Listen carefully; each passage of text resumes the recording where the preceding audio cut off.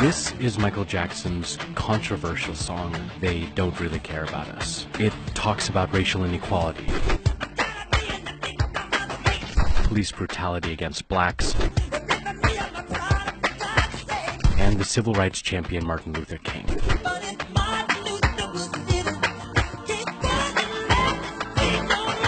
And it's still relevant today. Here's how.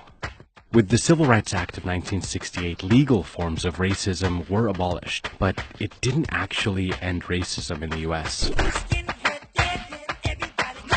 It's not only about forced segregation or slurs or lynching. Professor David T. Wellman defines racism as, quote, culturally sanctioned beliefs, which, regardless of intentions involved, defend the advantages whites have because of the subordinated position of racial minorities. So, let's talk about institutional racism. It's what blocks access to opportunities for people of color. Professor Tricia Rose identifies 5 social institutions that produce and keep racial inequalities going, either intentionally or unintentionally, through housing, education, criminal justice system, media, and wealth. Housing disparity leads to low taxes, which leads to poor schooling, which leads to low education and dropouts and blacks entering the criminal justice system. And because of the media and prejudice, they receive longer sentences and can't get jobs when they're finally released, which leads to poorer communities, which leads to housing disparities, which leads to... You see the cycle there?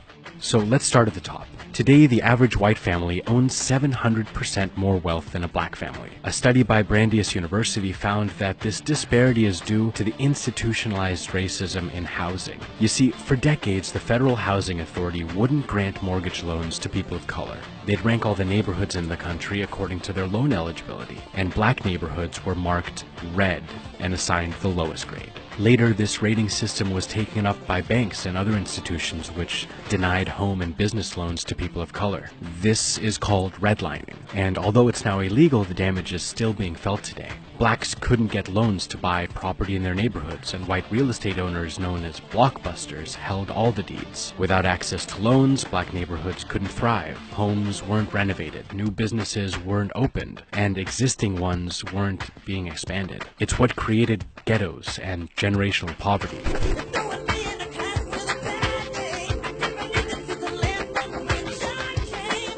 Lower property values and the lack of prospering businesses meant that local tax collections were low. With nearly half of a school's budget coming from local taxes, education in these areas suffered. And when schools don't have enough funding, they can't open kindergartens or hire qualified teachers. So class sizes swell, and schools don't offer electives and upper AP classes. This education system not only fails students of color through inadequate resources, it also creates a school-to-jail track. Looking at statistics on suspension rates from kindergarten through high school, black kids are suspended and expelled from school far more often than white kids. Expelled students have a higher chance of being arrested or ending up in juvenile detention centers, where they're introduced into the criminal justice system, which again is skewed against people of color. The number of black convictions are much higher than white convictions for the same crimes.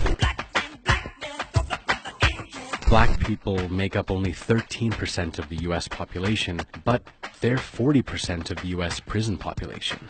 Why?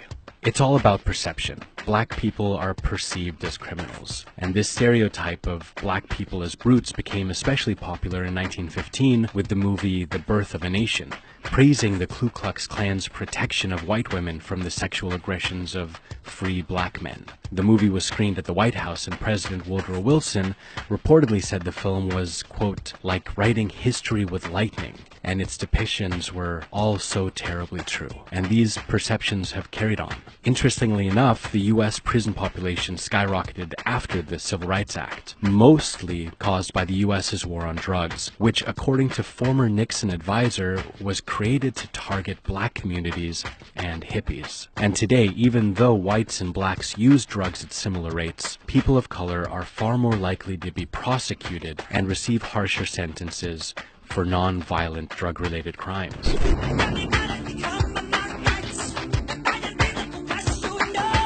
Only 13% of drug users are black, but 36% of people arrested and 46% of people convicted for drug-related offenses are people of color. At the current rate of arrests, 1 out of every 3 black males will go to jail at some point in their lives. And when they get out, they'll earn 21% less in wages than formerly incarcerated white people, which feeds into poverty, which feeds into housing, which feeds into schools, which feeds into prisons, which was fed by the media, and round it goes. 66% of the overall population and 70% of the white population think racism is individual rather than being built into laws and institutions.